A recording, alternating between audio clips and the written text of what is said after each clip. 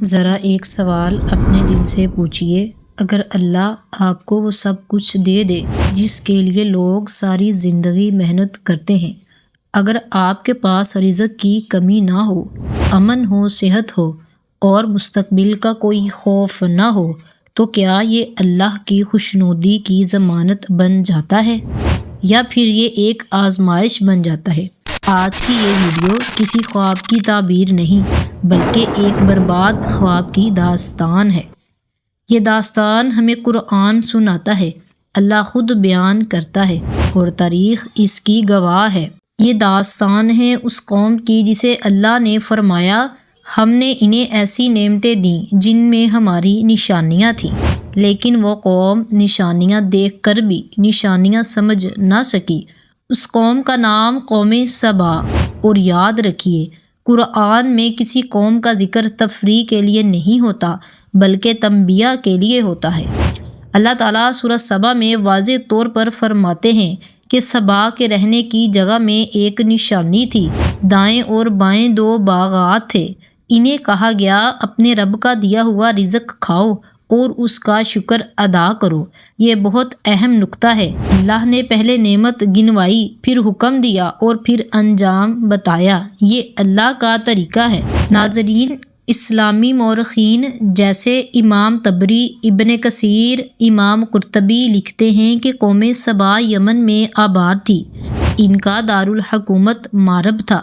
یہ کوئی چھوٹا قبیلہ نہیں تھا بلکہ ایک مضبوط سلطنت تھی جس کی معیشت زراعت، تجارت اور پانی کے منظم نظام پر قائم تھی۔ یہی وہ مقام تھا جہاں مشہور سدہ مارب موجود تھا جس کا ذکر قرآن میں اشارتاً دیا گیا ہے۔ یہ بند بارش کے پانی کو جمع کرتا اور سال بھر زمین کو سیراب رکھتا، لیکن مورخین لکھتے ہیں کہ وقت گزرنے کے ساتھ لوگوں کے دلوں میں یہ خیال بیٹھ گیا، یہ سب ہمارے نظام کی وجہ سے ہے، یہ سب ہماری عقل کا نتیجہ ہے۔ یہاں سے توحید میں کمزوری شروع ہوئی اور شکر رسمی بن گیا۔ قرآن کہتا ہے پس انہوں نے منہ موڑ لیا۔ یہ منہ موڑنا صرف زبان کا نہیں تھا بلکہ دل کا تھا۔ اللہ تعالیٰ فرماتے ہیں ہم نے ان پر زور کا سیلاب بھیج دیا۔ یہ سیلاب کوئی اچانک قدرتی حادثہ نہیں تھا بلکہ اللہ کا مقرر کردہ فیصلہ تھا۔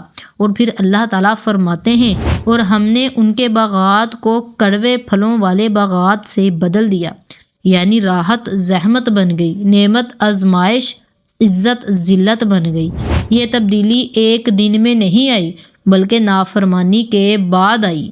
ناظرین، اسلامی تاریخ بتاتی ہے کہ قوم سبا مختلف قبائل میں بٹ گئی، کچھ حجاز کی طرف ہجرت کر گئے، کچھ شام، کچھ یمن ہی میں بکھر گئے۔ یہی وجہ ہے کہ عربی میں کہاوت بن گئی، وہ سبا کی طرح بکھر گئے۔ یہ محاورہ ہے قوم سبا کے انجام کی زندہ مثال کا۔ ناظرین، قوم سبا کافر نہیں تھی، ابتدا میں نعمتوں کی منکر نہیں تھی، لیکن وہ نعمتوں کی قدر بھول گئی، شکر کی روح کھو بیٹھی اور اللہ پر توکل کمزور ہو گیا۔ یہی چیز ہر دور کی قوم کو تباہ کرتی ہے۔ ناظرین، اب ذرا رک کر سوچئے، اگر آج قوم سبا دوبارہ زندہ ہو جائے تو کیا وہ ہمیں پہچان لے گی یا ہم خود قوم سبا کی تصویر بن چکے ہیں؟ ہم بھی کہتے ہیں ہمارا نظام مضبوط ہے، ہم ترقی یافتہ ہیں، ہم محفوظ ہیں، لیکن کیا ہم شکر گزار ہیں؟ قرآن ہمیں ڈرانے نہیں آیا، قرآن ہمیں بچانے آیا ہے۔ قوم سبا کی کہانی ماضی نہیں، مستقبل کی وارننگ ہے۔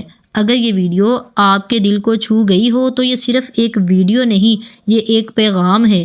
اللہ ہمیں نعمت میں شکر، آزمائش میں صبر اور ہر حال میں عاجزی عطا فرمائے اور ہمیں قوم سبا کی طرح تاریخ کا عبرتناک باب نہ بنائے۔ آمین یا رب العالمین۔ آپ دیکھ رہے ہیں رحمت QS۔ ہمارے چینل کو لائک اور شیئر اور سبسکرائب لازمی کریں۔ جزاک اللہ۔